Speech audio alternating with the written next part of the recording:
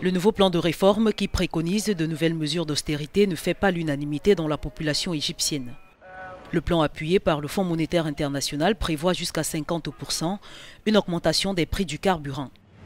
Nombreux sont ceux des Égyptiens qui estiment que cette décision de réduire les subventions au carburant aggraverait les difficultés économiques actuelles. J'ai entendu dire que c'était dans l'intérêt du citoyen et je le souhaite vraiment. Mais je ne vois pas d'avantage pour les citoyens. Tout ce que je vois jusqu'à présent, c'est que les gens sont fatigués. Je suis sûr que beaucoup de gens voudraient s'exprimer, mais ont peur de dire des choses. Ils ont peur de parler.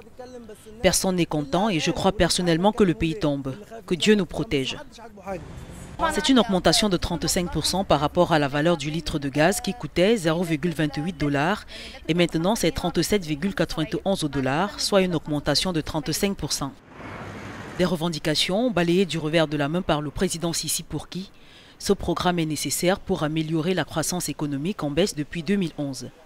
Cette hausse des prix réduirait les fonds alloués aux subventions pour le carburant à plus de 4 milliards de dollars, contre plus de 7 milliards de dollars selon Tarek El Moula, ministre du Pétrole. L'augmentation entrée en vigueur le 16 juin permettrait selon les autorités d'économiser jusqu'à 50 milliards de livres égyptiennes, soit 2,8 milliards de dollars pour les subventions de l'État. Cette hausse des prix, qui est la troisième dans le pays, a déjà fait flotter la monnaie nationale en novembre 2016.